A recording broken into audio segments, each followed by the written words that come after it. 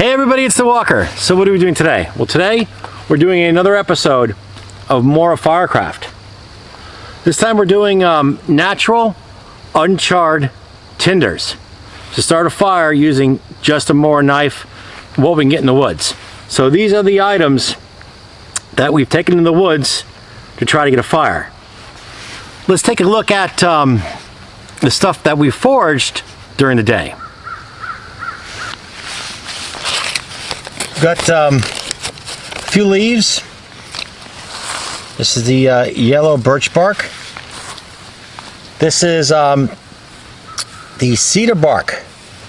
What I did was, after I foraged it, I fluffed it up. I put it in my pocket for a bit, let it get warm, aired it out occasionally when I was walking. This is quartz. In a moment we're going to make that into a suitable striking aid to toss a spark off our carbon steel Mora number 2. Here's some chaga that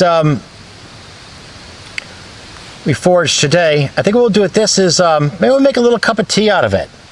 We've got it, we might as well use it for something. And here's a chaga that we brought into the woods.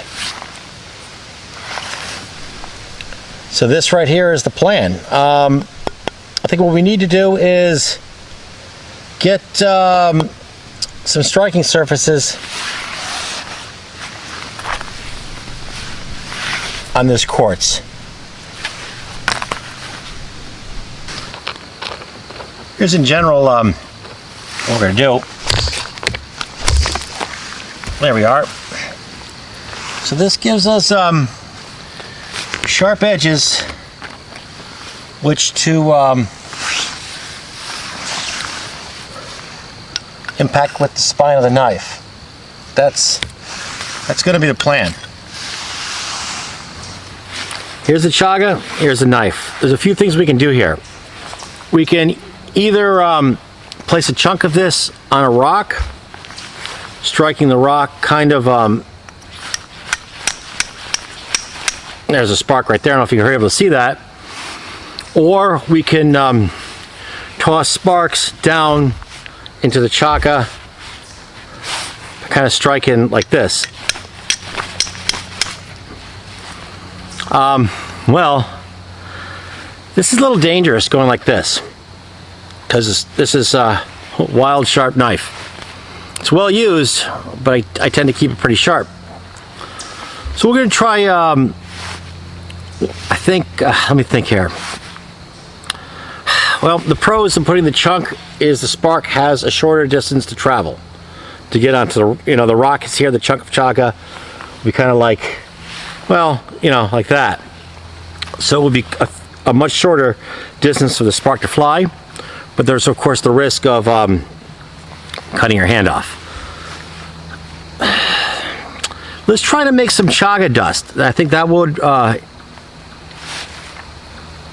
increase our odds. Yeah, that's what we'll do. We'll make some chaga dust, and we'll also pull out a chunk of chaga too, in case that first one fails.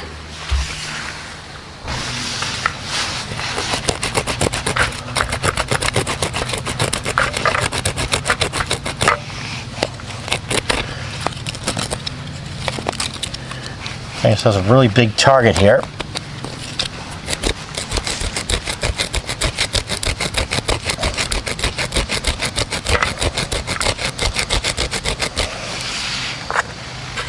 There we go.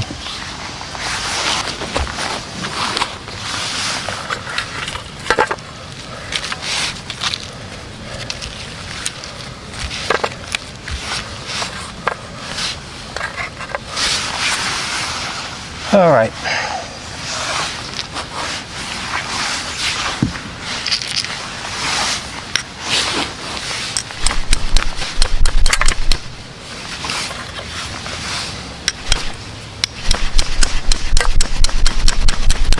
That's pretty crumbly quartz.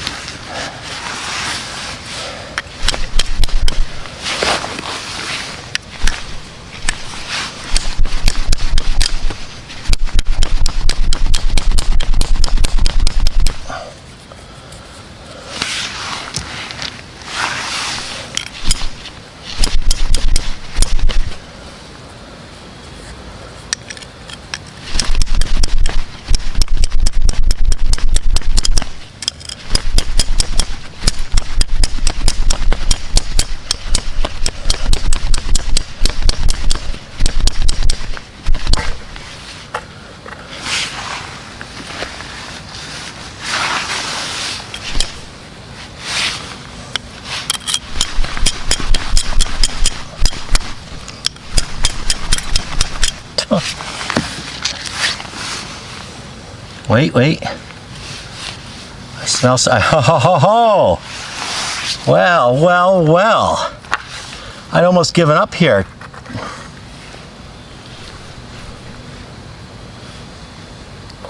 First thing I need to do is I need to get it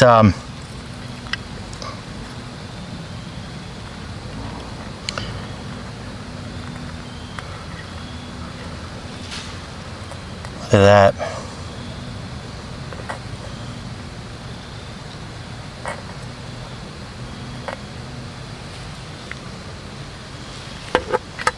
There we go. That was kind of it's really humid out. I mean, very humid. So now that we have this 1 Pro of Chaga, I've got this large chunk here. I don't have to worry about anything anymore. So what I'm going to do is let's just go all out. We'll take this big pile of Chaga. We'll dump it in here for like the world's biggest like coal. I don't have to even worry about like stifling it out because it's not going to happen.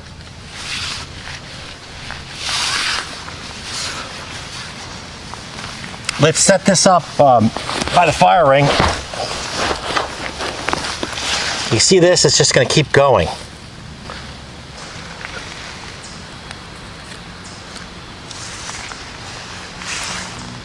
There's a flaming chunk right there.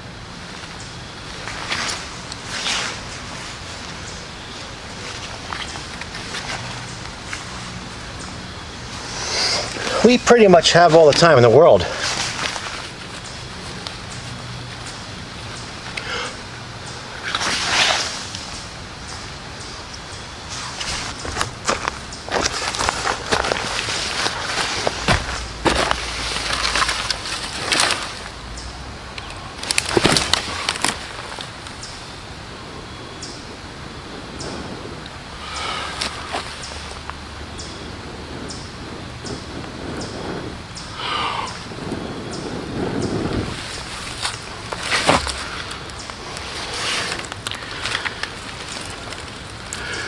Now this is set up so I won't smudge out the fire by putting my tinder directly on top. It goes across.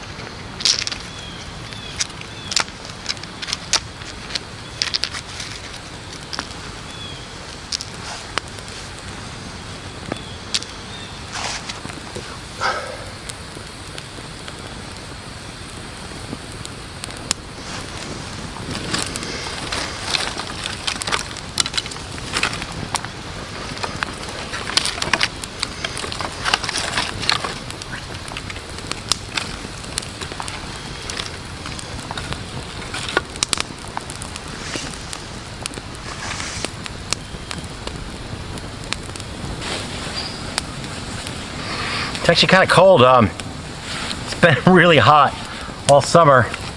It's actually kind of a chilly day. Maybe it's 50 degrees out compared to like in the 90s last week. Well, high 80s.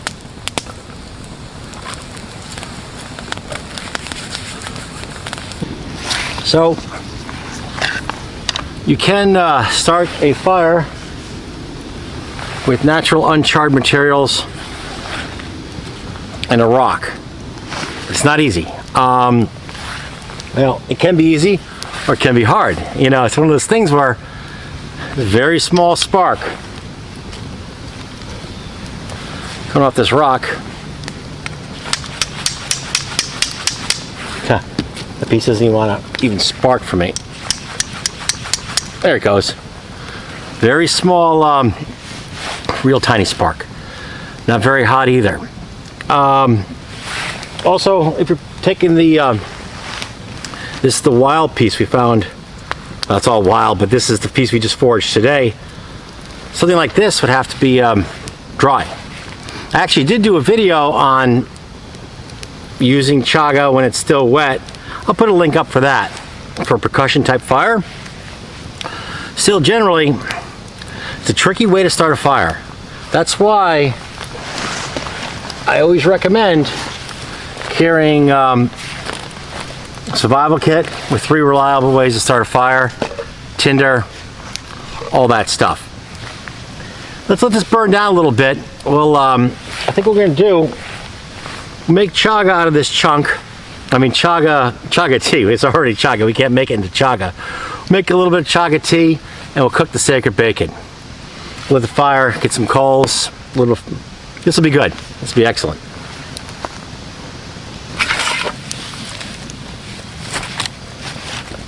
You need to be careful. It's really easy to cut yourself.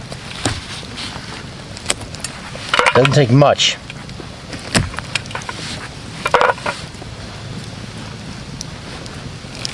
Especially when you're cutting things which can easily move your knife. Found the cook pot.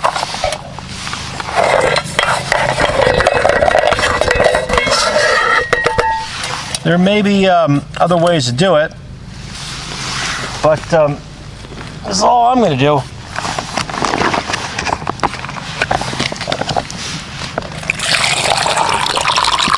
Go.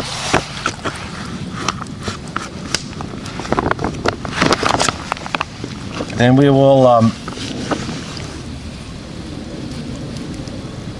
little stick of something. There we go.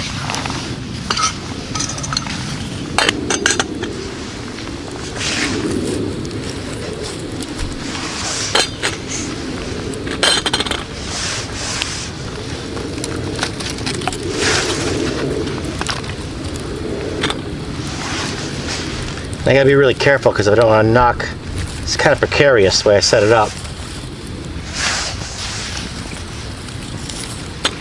Obviously, if this dumps over, that's kind of the end of end of my tea, and he'll probably put out my fire. All right. What I'm doing is I'm just pushing sticks under.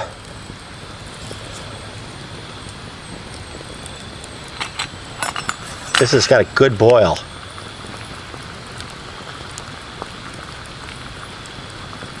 Really good boil.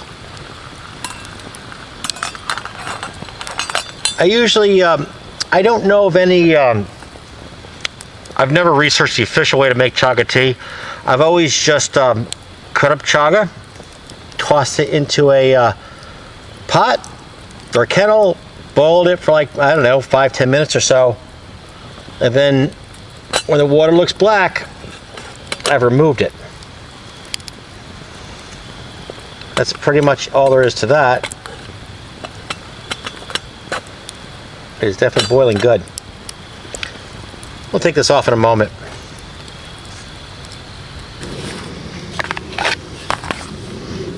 Here, of course, is the only actual test that really matters. Is the cutting of the sacred bacon.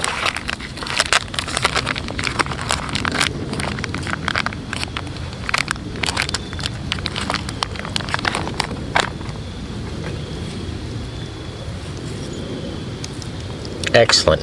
Excellent job.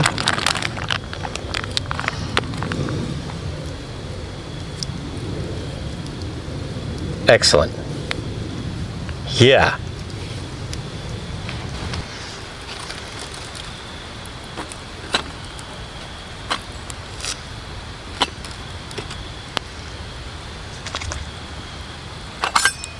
Excellent.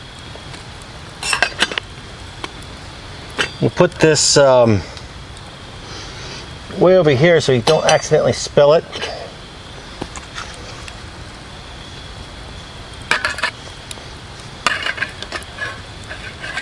There's the sacred bacon.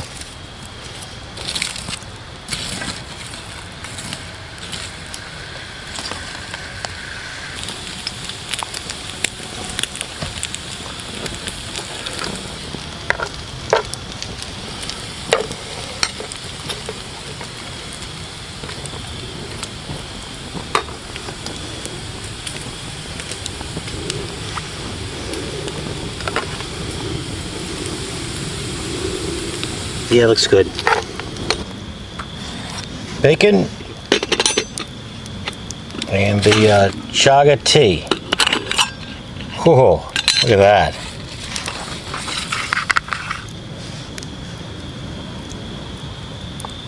It's like blacker than,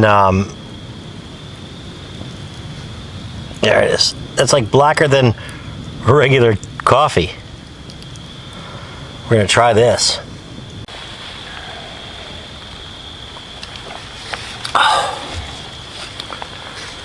Of course, it goes without saying, don't eat or drink anything you find in the woods unless you know what you're doing. I'm just some guy on the internet. Please do your own due diligence.